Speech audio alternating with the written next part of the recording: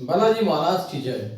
आज मैं आपको हाई स्कूल में हिंदी मीडियम में एक्सरसाइज 4.1 से टीच करने जा रहा हूँ। एक्सरसाइज 4.1 में क्वेश्चन नंबर 1 में आपको टीच कर चुका हूँ। क्वेश्चन नंबर 2 में आपको टीच करने जा रहा हूँ। तो क्वेश्चन नंबर 2 जो आपका है उसमें 4 पार्ट आपके हैं। तो क्वेश्चन नंबर 2 में फर्स्ट पार्ट है, एक आयताकार भूखंड है और जिसका क्षेत्रफल कितना दिया हुआ है 528 वर्ग मीटर। आयताकार भूखंड का क्षेत्रफल आपको यहां पर दिया हुआ है, गिवन है आपको आयताकार भूखंड का क्षेत्रफल। क्वेश्चन नंबर 2 का फर्स्ट पार्ट, आयताकार भूखंड का क्षेत्रफल आपको दिया है 528 वर्ग मीटर।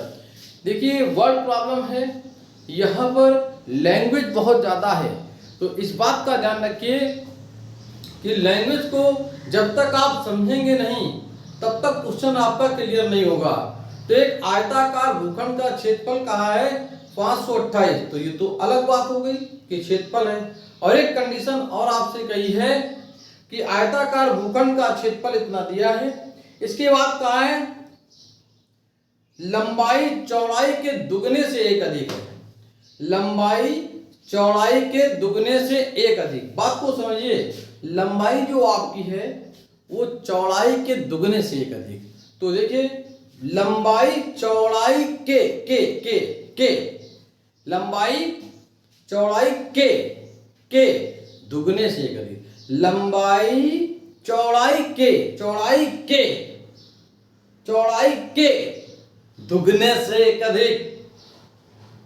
ध्यान से फोकस करिए, समझिए। लंबाई जो आपकी है वो चौड़ाई के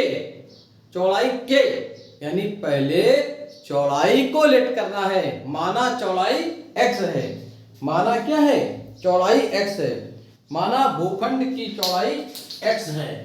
तो समझिए माना भूखंड की चौड़ाई x है,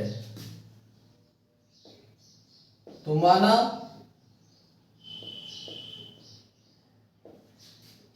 भूखंड की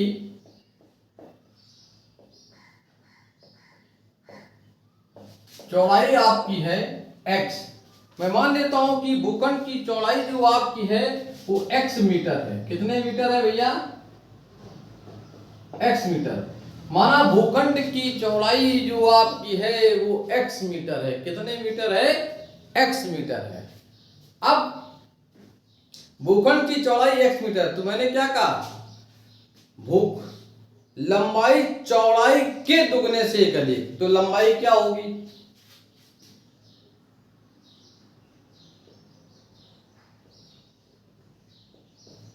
भूखंड की लंबाई, देखिए प्रश्न में क्या कहा गया है कि लंबाई चौड़ाई के दुगने से एक अधिक। लंबाई जो आपकी है चौड़ाई के दुगने से एक अधिक। लंबाई चौड़ाई के दुगने से एक अधिक, तो लंबाई चौड़ाई के दुगने यानी 2 हो गया। दुगने से कितनी अधिक? 1। 2x + 1 आपकी इतने मीटर हो गई। अब ये दिया है कि आयताकार भूखंड का जो क्षेत्रफल है, ये गिवन है आपको कि आयताकार भूखंड का जो क्षेत्रफल है, आयताकार भूखंड का जो क्षेत्रफल आपका है, आयताकार भूखंड का क्षेत्रफल जो आपका है वो क्या है? आयताकार भूखंड का क्षेत्रफल 528 वर्ग मीटर है। तो देखिए आयताकार भूखंड का क्षेत्रफल, भूखंड का क्षेत्रफल जो आपका है 528 वर्ग मीटर। आयताकार भूखंड का क्षेत्रफल जो आपका है 528 क्या है? वर्ग मीटर है। बात को समझिए। अब आयत का क्षेत्रफल जानते हैं क्या होता है? लंबाई इंटू चौड़ाई। क्या होता है? लंबाई इंटू चौड़ाई। ओके, लंबाई इंटू आपका क्या होगा, चौड़ाई हो जाएगा। अब देखिए लंबाई जो आपकी क्या फाइंड हुई थी, इस चीज को यहां पर फोकस कीजिए कि लेंथ आपकी क्या फाइंड हुई। भूखंड की जो लंबाई है 2x+1 है, तो लंबाई को आपने 2x+1 यहां पर किया, इंटू चौड़ाई जो आपने क्या लिख की है x, और 5 to 8। अब इसकी सॉल्विंग होगी, सॉल्विंग करेंगे, देखते हैं क्या सिचुएशन आपकी आती है। इस x का 2x में मल्टीप्लाई करेंगे, इस x का 2x में अगर आप मल्टीप्लाई करते हैं तो ये आपका 2x², 1 में करते हैं plus x equal 5 to 8। Are you okay? फिर देखिए x का मल्टीप्लाई 2x में किया, 2x² मल्टीप्लाई भी इसमें गुणा, और x का 1 में करते हैं तो आपका प्लस x हो गया। अब यहां पर twice x⁴ plus x 5 to 8 equal to 0। इस 528 को मैंने इधर ट्रांसफर किया, यानी पक्षांतर किया, तो ये प्लस का था तो इधर आ जाएगा, क्या हो जाएगा, माइनस का हो जाएगा। अब इसका फैक्टर करते हैं, तो फैक्टर करने के लिए एक बात ध्यान रखिए कि इसको कहीं अलग सॉल्व कर लें, तो फैक्टर जो इसका होगा वो आप अच्छी तरह से समझ लें कि फैक्टर इसका क्या होगा। हमें समझना है इसका फैक्टर जो होगा 1 चाहिए, तो 33 मैं आपको बता रहा हूं 33 - 32 होगा। आप इसे करके देख लेंगे, और अगर फैक्टर नहीं आता है तो कमेंट बॉक्स में मुझे बताएं। तो 33, अब देखिए होता क्या है, 2x⁴ 33x - 32x - 5 to 8 equal to 0। Factorisation मैंने इसका किया। अब यहां पर x कॉमन है तो 2x + 33 हो गया, इन दोनों से माइनस का 16 कॉमन है, क्योंकि 16 से 32 भी कैंसिल होगा और ये भी कैंसिल होगा, और 2x + 33, यही 9th में आपने खूब फैक्टर पढ़ा होगा, टीचर्स ने टीच किया होगा, तो वो पहले से आना चाहिए। Are you okay? अब देखिए इसमें कॉमन क्या है, 2x + 33 और x - 16। Are you okay? x - 16। अब हमारे पास एक ब्रैकेट ये, तो इसको हम लिखेंगे पहले वाले को, जब इसके बाद में फिर तथा जब हमारे पास x के 2 मान आएंगे, तो सो वी नो डाउट, देखिए जब 2x + 33 इक्वल टू 0, तो 2x इक्वल आपका -33। एक बार आपने इसको 0 लिया तो हमें ये वैल्यू यहाँ पर फाइंड होगी। क्या फाइंड हो रही है, x इक्वल फाइंड हो रहा है -33/2। देखिए निगेटिव है, कभी भी आपकी लंबाई या चौड़ाई ये कभी भी निगेटिव नहीं होती, तो इसको यहाँ पर नहीं लेंगे, ये वैल्यू आपकी निगेटिव जो है इसको कभी नहीं लेते। अब बात आ गई तथा जब, या और ले सकते हैं x - 16, तो x - 16 इक्वल 0, तो x इक्वल आपका 16, ठीक है ना, x इक्वल आपका यहाँ पर 16 आ गया। अब देखिए हमसे पूछा गया है भूखंड की चौड़ाई, भूखंड की लंबाई, तो लास्ट में लिखना होगा, क्या लिखना होगा कि भूखंड की लंबाई क्या आ रही है, चौड़ाई क्या आ रही है, इस चीज को आपको मेंटेन करना पड़ेगा। अगर लिखेंगे नहीं तो लास्ट में लिखना पड़ेगा भूखंड की लंबाई,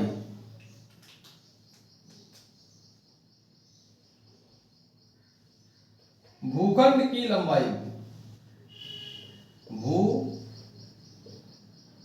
भूखंड की लंबाई, भूखंड की लंबाई जो आपकी है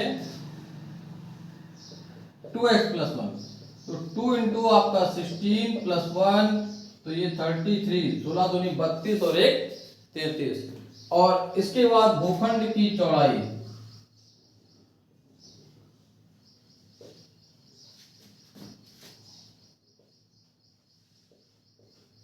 चौड़ाई जो आपने x लेट की थी, तो x इक्वल कितना आया है 16, तो ये भी मीटर में आ गया और ये भी मीटर में आ गया। Are you okay? तो इस तरह आयताकार भूखंड की लंबाई और चौड़ाई आ गई। मैं पूरे क्वेश्चन को फिर से समझाता हूं और समझिए। एक आयताकार आपका भूखंड है जिसका क्षेत्रफल जो है वो 528 है।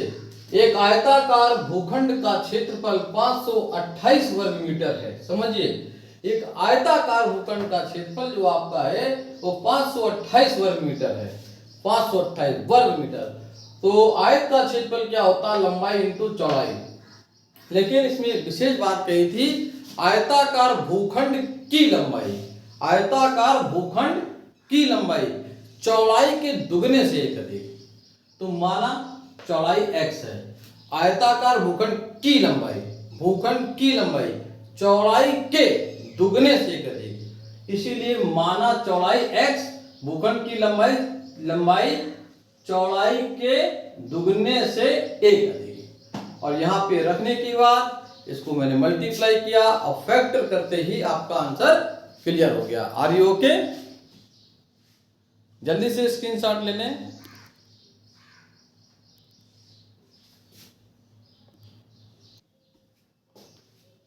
देखिए क्वेश्चन नंबर 2 का सेकेंड पार्ट है, माना दो क्रमागत धन पूर्णांक, माना दो क्रमागत धन पूर्णांक x और आपका x+1 है। माना दो क्रमागत धन पूर्णांक आपके x और x+1 है। समझिए, दो क्रमागत धन पूर्णांक जो आपके हैं वो क्या होते हैं? x और x+1 होते हैं। क्वेश्चन में कहा गया है दो क्रमागत धन पूर्णांकों का गुणनफल 306 है। दो क्रमागत धन पूर्णांकों का गुणनफल वो क्या है? 306 है। तो अकॉर्डिंग टू क्वेश्चन यानी प्रश्नानुसार, प्रश्न के अनुसार, देखिए प्रश्न के अनुसार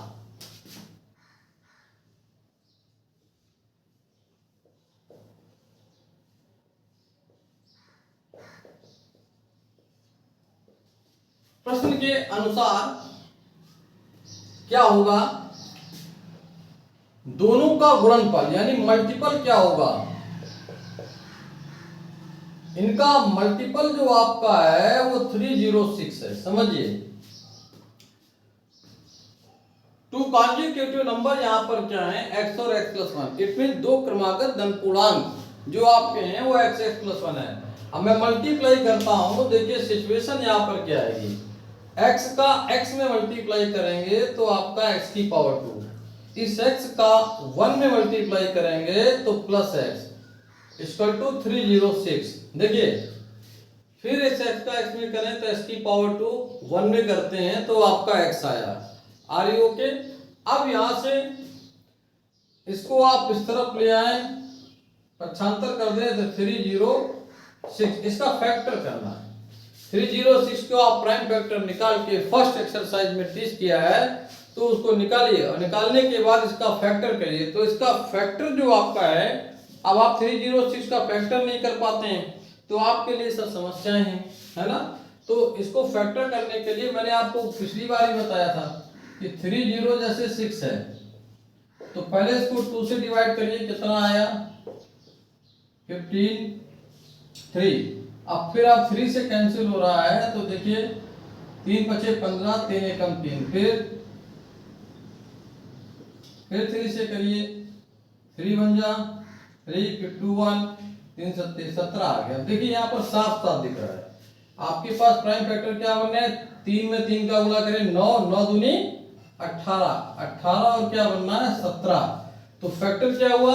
18 से अगर आप 17 घटा दें तो आपको 1 फाइंड हो जाएगा। तो फैक्टर आना चाहिए। तो जिनको फैक्टर नहीं आता वो प्राइम फैक्टर के जरिए उसको आप निकाल सकते हैं। तो यहां पर फैक्टर क्या होगा? 18 माइनस आपका 17 ब्रैकेट के बाद है माइनस 306 इक्वल टू 0। देखिए x की पावर 2, यहां से x का अंदर मल्टीप्लाई होगा तो x की पावर 2 प्लस का 18x माइनस का 17x minus 306 equal to 0। x common लेते ही x प्लस 18 हो गया, माइनस 17 कॉमन लेंगे तो x प्लस 18 हो गया, x प्लस 18 और x माइनस 17। ऑफलाइन क्लासेज में मैं देखता रहता हूँ छात्र को फैक्टर भी नहीं आते हैं स्कूल में आके, इसलिए मैंने साइड में बताया। तो समझिए ये आता कैसे, इस दोनों से x कॉमन है और जैसे ही आपने इसको इसमें डिवाइड किया तो ओनली x आया, फिर x से x कैंसिल हो गया। यार निगेटिव आप माइनस 17 क्यों लिया, क्योंकि देखिए जैसे डिवाइड करेंगे तो प्लस आ जाएगा। दोनों ब्रैकेट में सेम कॉमन आपका आना चाहिए, सेम वैल्यू आनी चाहिए, समान मान आने चाहिए। अब देखिए मैं यहां पर आगे का हिस्सा आपको बता रहा हूं।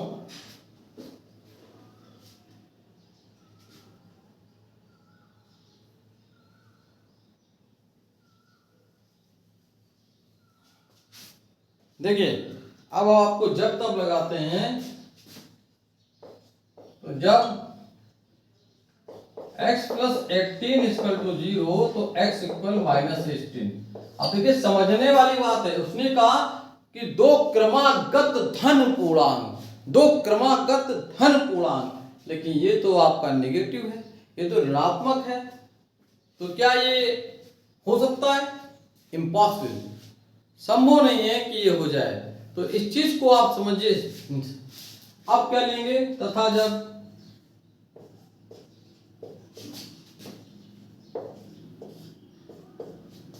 x माइनस 17 को ले लें तो x इक्वल आपका 17 आ गया, x इक्वल आपका यहाँ पर 17 आ गया। इट इज पॉजिटिव इंटीजर, ये धन पूर्णांक है, धनात्मक है कहने का मतलब है, तो इसे ले लेंगे। अतः दो क्रमागत धन पूर्णांक, अंत में आंसर को लिखेंगे अतः दो क्रमागत धन पूर्णांक, दो क्रमागत धन पूर्णांक। क्रमागत धन पूर्णांक क्या होंगे? 17 और 18। क्यों? आपका 17 आया x, जैसे यहां पर 17 रखेंगे 17 प्लस 1 तो 17 और 18। क्रमागत का मतलब होता है क्रम से। दो क्रमागत धन पूर्णांक आपके हो गए x और x प्लस 1 यानी 17 और 18। Are you okay? अब मैं फिर से एक बार लैंग्वेज को रिपीट करता हूं। क्वेश्चन में कहा गया था दो क्रमागत धन पूर्णांकों का गुणनफल 306 है। दो क्रमागत धन पूर्णांकों का गुणनफल जो है वो 306 है, यानी 300 आपका 6 था। तो मैंने क्या लिखा? Let two consecutive positive integer, मतलब दो क्रमागत धन पूर्णांक, माना दो क्रमागत धन पूर्णांक x और x प्लस 1 है, और दोनों का देखिए प्रश्न के अनुसार, प्रश्नानुसार एक ही बात है बेटा, दोनों का मल्टीपल किया, फैक्टर किया, नेगेटिव वैल्यू को नहीं लेंगे, पॉजिटिव वैल्यू को लेंगे, और जिस चीज को लेट करते हैं वहीं पे x की वैल्यू पुट करनी होती है। इस बात को आप ध्यान रखें। Are you okay? चलिए जल्दी से स्क्रीनशॉट ले लें, थोड़ा इंग्लिश बीच में निकल जाता है कि दोनों बैचेज हैं, परेशान ना होइए।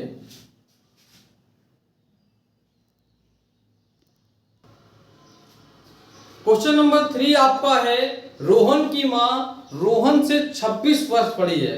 अरे स्वाभाविक है कि रोहन की जो मां है वो रोहन से 26 वर्ष बड़ी है, मां तो वैसे ही बड़ी होगी। तो क्वेश्चन में दिया हुआ है कि रोहन की मां रोहन से 26 वर्ष बड़ी है, तो हमें ये देखना पड़ेगा कि रोहन आज कितने वर्ष का है, रोहन वर्तमान आयु उसकी क्या है। तो माना रोहन की वर्तमान आयु क्या है? x वर्ष है, तो उसकी मां की आयु, क्योंकि कहा गया है कि रोहन की मां रोहन से 26 वर्ष बड़ी है, तो अगर मैं रोहन को x वर्ष का मानता हूं तो रोहन की मां की आयु क्या हुई? x प्लस 26, x प्लस 26 आपकी हो गई। रोहन की मां रोहन से 26 वर्ष बड़ी है, तो माना रोहन की वर्तमान आयु x वर्ष है। माना रोहन की वर्तमान आयु माना रोहन की वर्तमान आयु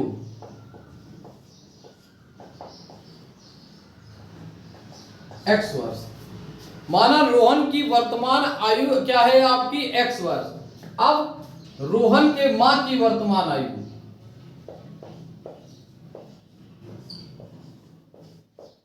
रोहन के मां की वर्तमान आयु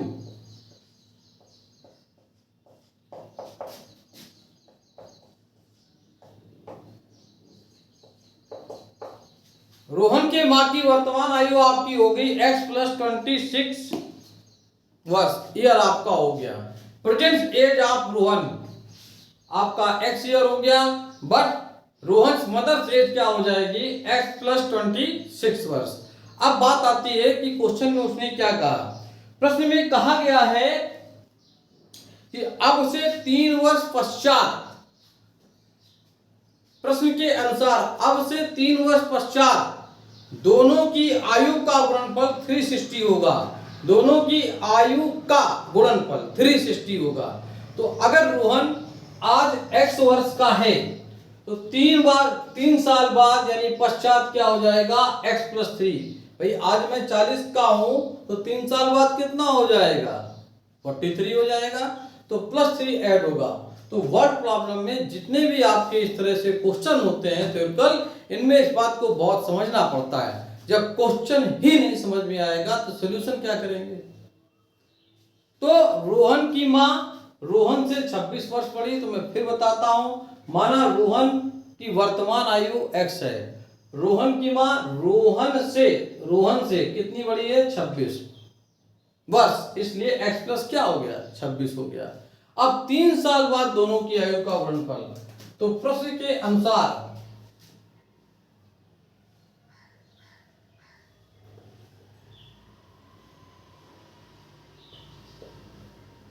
देखिए प्रश्न के अनुसार क्या होगा 3 साल बाद, तो x प्लस आपका 3 हो गया। दोनों की आयु का गुणनफल क्या है आपका 360। दोनों की आयु का गुणनफल क्या है आपका 360 है। कितना है 360। अब देखिए x + 3 और x प्लस आपका 29 = 360।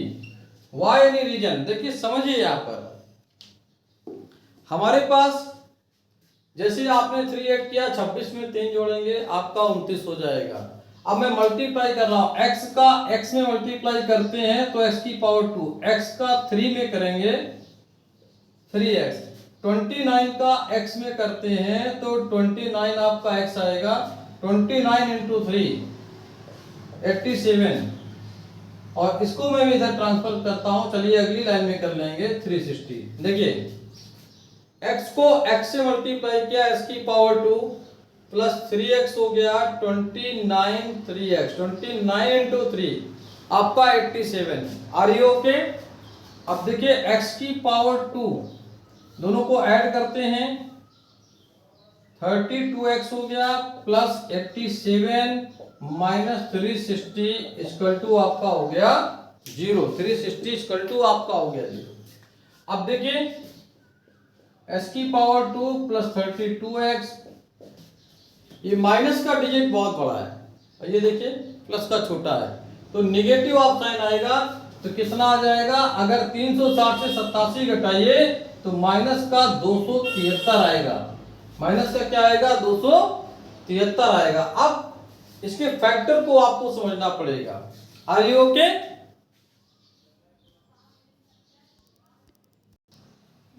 अब देखिए x की पावर 2 प्लस 32x है माइनस 2273 है।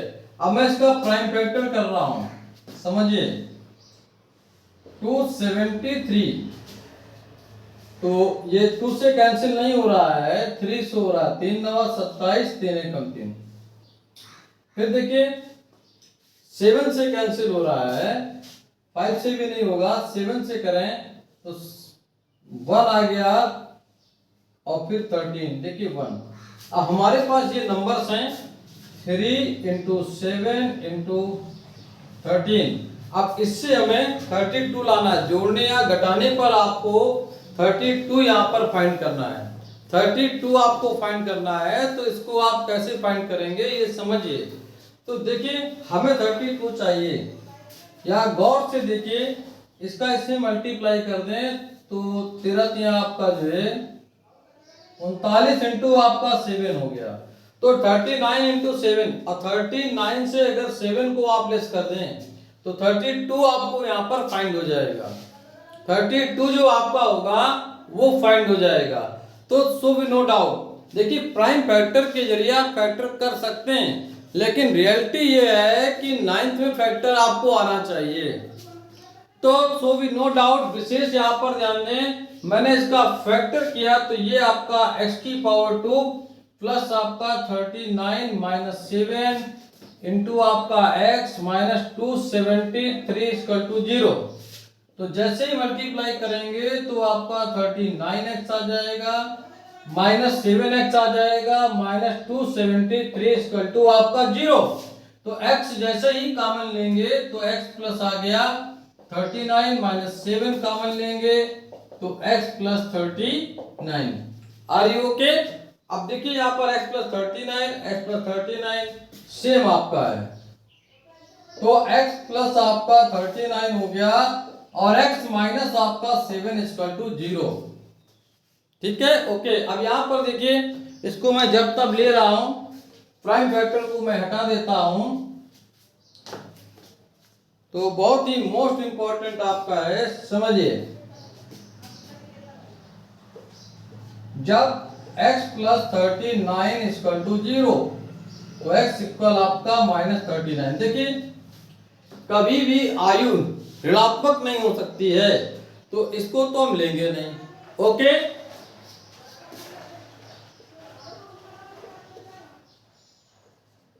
तथा जब x माइनस 7 हो जाएगा तो x इक्वल टू आपका 7।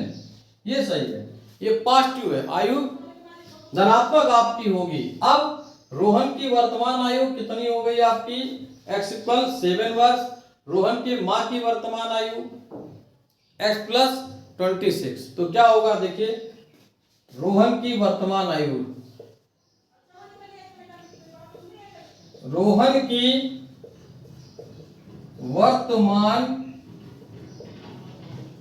आयु x यानी 7 आपकी वर्ष हो जाएगी। रोहन के मां की वर्तमान आयु, रोहन के मां की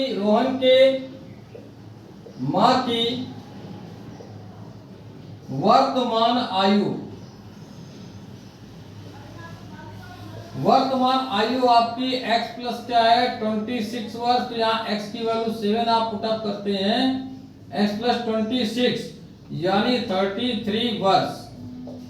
यानी रोहन अगर आज 7 साल का है तो रोहन की माँ उससे 33, आज रोहन 7 साल का है तो रोहन की माँ कितनी होगी? 33 वर्ष की होगी। ठीक है ना? देखिए 26 सही है। Are you okay? जल्दी से स्क्रीनशॉट ले लें।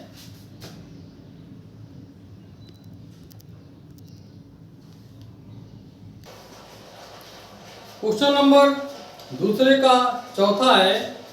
देखिए मैं आपको बता रहा हूं, उसको समझिए। ये ट्रेन वाले जो क्वेश्चन होते हैं ये बहुत ही स्ट्रांग होते हैं।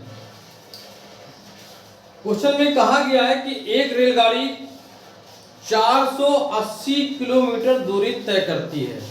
जो रेलगाड़ी आपकी है उसको ट्रेवल जो करना है 480 किलोमीटर, 480 किलोमीटर दूरी तय करना है। तो मैं आपको एक बेसिक कॉन्सेप्ट बता रहा हूं। अगर रेलगाड़ी चल रही है तो जाहिर सी बात है उसकी कुछ चाल भी होगी। तो रेलगाड़ी की चाल को ही यहाँ पूछा गया है। तो माना रेलगाड़ी की चाल x किलोमीटर प्रति घंटा है। माना रेलगाड़ी की जो चाल है x किलोमीटर प्रति घंटा। अब चलने की भी कंडीशन होती है। मैं पैदल ऐसे चल रहा हूँ, अलग बात हो गई। मैं दौड़ के बहुत तेजी से चल रहा हूँ, अलग बात होगी। जब मैं धीमे चल रहा हूँ, पैदल चल रहा हूँ, तो मेरी स्पीड कम होगी। जब मेरी स्पीड कम होगी अर्थात चाल कम होगी तो समय मुझको ज्यादा लगेगा। और जब किसी स्थान पर मैं दौड़ कर जाऊंगा तो समय जो आपका होगा वो कम लगेगा। समय क्या होगा? कम। नहीं समझ में आया? फिर से सुनिए, फोकस करिए कि जब मैं धीमे चलता हूं तो कहीं पर मुझे जाना है तो 100% समय क्या होगा? ज्यादा लगेगा। लेकिन अगर मैं अपनी स्पीड को बढ़ा लूं, अपनी चाल को बढ़ा लूं, दौड़ कर जाऊं तो 100% समय क्या होगा? समय क्या होगा? कम लगेगा। तो यहां पर बात कम की आ रही है कि रेलगाड़ी की स्पीड, देखिए यदि रेलगाड़ी की चाल जो है x किलोमीटर प्रति घंटा है तो समय बराबर होता है दूरी बटे चाल। तो दूरी आपकी क्या है? 480 और समय बराबर आपका क्या होता है? दूरी बटे चाल। चाल आपकी x है, लेकिन उसने चाल को घटाया 8 किलोमीटर प्रति घंटा और चाल को घटाता है तो सिचुएशन क्या होगा? समय ज्यादा लगेगा। अगर मैं अपनी स्पीड को कम कर रहा हूं, रेलगाड़ी अपनी स्पीड को कम कर रही है तो 100% समय ज्यादा लगेगा। तो उसने ये कहा है कि रेलगाड़ी की चाल, यदि रेलगाड़ी की चाल 8 किलोमीटर प्रति घंटा कम हो जाए सामान्य चाल से, रेलगाड़ी की चाल से अगर 8 किलोमीटर प्रति घंटा कम हो जाए तो देखिए 8 किलोमीटर प्रति घंटा जैसे ही चाल कम हुई उसको समय 3 घंटा ज्यादा लगा। ये देखिए 8 किलोमीटर प्रति घंटा चाल करने पर पहले वाले जो समय से 3 घंटे समय ज्यादा लग रहा है। उसने स्पीड को कम किया, 3 घंटे समय ज्यादा लगा। तो ये तो आपका क्वेश्चन है, फिर से समझ लीजिए। एक रेलगाड़ी 480 किलोमीटर दूरी तय करती है। माना रेलगाड़ी की चाल x किलोमीटर, जो दूरी आपको गिवन है वो 480 किलोमीटर है। 480 किलोमीटर दूरी तय करने में लगा समय, समय बराबर दूरी बटे चाल। और यदि रेलगाड़ी की चाल 8 किलोमीटर प्रति घंटा कम हो, 8 को स्पीड कम किया तो जब स्पीड कम करेगा तब समय क्या होगा? दूरी बटे चाल। चाल आपकी चेंज हो गई, पहले चाल x थी, जब उसने कम किया तो x माइनस आपकी 8 हो गई, तो आपकी क्या हो गई? x minus 8। तो प्रश्न के अनुसार यदि चाल 8 किलोमीटर प्रति घंटा कम करता है तो समय 3 घंटे ज्यादा लगता है। यहां पर देखिए मैंने इसको एलसीएम लिया तो x इंटू एक्स माइनस 8, इसका इधर मल्टीप्लाई हुआ और इसका इधर। अब इसके आगे मैं सॉल्व कर रहा हूं, देखिए ये 480x हो जाएगा 480x, क्या हो जाएगा? 480x। इसका अंदर मल्टीप्लाई करेंगे तो ये भी हो जाएगा minus 480x minus minus plus 480 into आपका 8 और अपान में आपका है मल्टीप्लाई करेंगे तो ये देखिए x का x में x square minus 8x, x square आपका माइनस 8x हो गया। Are you okay? तो जब आपने मल्टीप्लाई किया 480, ये भी देखिए, और 480 इंटू आपका 8 हो गया। अब यहाँ पर ये जो आप देख रहे हैं ये इससे कैंसिल हो गया, तो 480 इंटू 8 अपान आपका है x की पावर 2 माइनस का 8x और इक्वल टू आपका 3, इक्वल टू आपका 3। अब मैंने क्या किया, इसको मैं इसके नीचे ले आया और इसको उधर ले गया, तो ये आपका x की power 2 minus 8x equal to 480 into 8 upon हो जाएगा 3, काटते हैं तो 160 आया। 160 का इसमें मल्टीप्लाई करेंगे तो देखिए क्या आ गया, x की पावर 2 माइनस 8x 16 टेक्स 28 तो 1280 आ गया। अब इसको मैं इस तरफ ले आऊंगा, लाने के बाद में मैं इसका यहाँ पर देखता हूँ सिचुएशन हमारी क्या आती है, तो फिर इसको हम फैक्टराइज करेंगे। मैं इसको इधर ले आया तो x की पावर 2 माइनस का 8x माइनस 1280 इक्वल टू 0। अब इसका हमें फैक्टर करना है, तो फैक्टर करने पर देखिए सिचुएशन हमारी क्या आएगी। तो मैं बार बार आपको प्राइम फैक्टर बता रहा हूँ, उस चीज को थोड़ा सा समझिए, इसका फैक्टर क्या होगा। भाई फैक्टर के लिए हमारे पास जो भी डिजिट्स हैं उसको समझना पड़ेगा। पहले देखिए, जैसे हमारे पास ऑलरेडी 400, ये आपका था 160, तो 160 को थोड़ा सा ब्रेक करें, इंटू में 8 है, 8 में पहले ही लिख देता हूँ, 160 इंटू 8 हुआ, तो 160 इंटू 8 अगर 2 से करते हैं तो आप इसको जरा गौर से देखें, जितना ब्रेक कर सके। तो मैंने क्या किया कि जैसे 8 इंटू 160 था तो ये आ रहा है, तो मैंने इसको बहुत आसानी से ब्रेक किया। 8 तो 8 है ही है, इसको मैंने 8 इंटू 16 इंटू यहाँ पर मैंने 10 कर लिया। हमें माइनस का 8 चाहिए, तो देखिए 8, इसको मैंने 8 इंटू 2 कर लिया, इंटू 5 इंटू इसको मैं 2 कर लूँ, तो 8 पंच 40 और 8 चौक 32। तो इसका फैक्टर जो बनेगा x की पावर 2 माइनस 40 माइनस 32 ब्रैकेट के बाहर x minus 1280 equal to 0। Okay, तो ये मैंने फैक्टराइजेशन इसका किया। अब जो पॉजिटिव वैल्यू आएगी उसको लेंगे, तो जरा गौर से देखिए, एक्स स्क्वायर माइनस का 40x minus minus plus minus minus plus minus 1280 equal to 0। या x कॉमन लेंगे तो x माइनस 40 आ गया, माइनस 32 कॉमन लेंगे तो x माइनस आपका 40 इक्वल टू 0। तो ये इसका फैक्टर हुआ। अब देखिए हमारे पास x माइनस 40 आ गया और x माइनस आपका 32 हो गया। ये माइनस अंदर भेजा था तो माइनस माइनस ये प्लस हो गया, तो इसको प्लस लेंगे तो ये x प्लस 32 और इक्वल टू 0। अब वही जब तक लगा देंगे तो आसानी से आपकी जो भी है रेलगाड़ी की चाल आ जाएगी। तो मैं इधर रफ करता हूं, चलिए यहां बता देता हूं मैं। जब x माइनस 40 इक्वल टू 0 तो x इक्वल 40। इसके बाद तथा जब आपका हो जाएगा x minus 8 x minus x plus 32 equal to 0। देखिए कभी भी दूरी ऋणात्मक नहीं होती तो इसको नहीं लेंगे, ये आप ले लेंगे। तो रेलगाड़ी की चाल कितनी हो गई, x इक्वल 40 किलोमीटर। रेलगाड़ी की चाल क्या हो गई, रेलगाड़ी की चाल 40 किलोमीटर प्रति घंटा, यही हमारा एग्जैक्टली आंसर होगा। तो इस वीडियो में इतना ही, और ये एक्सरसाइज भी हमारी फिनिश होती है। जय हिंद, जय भारत।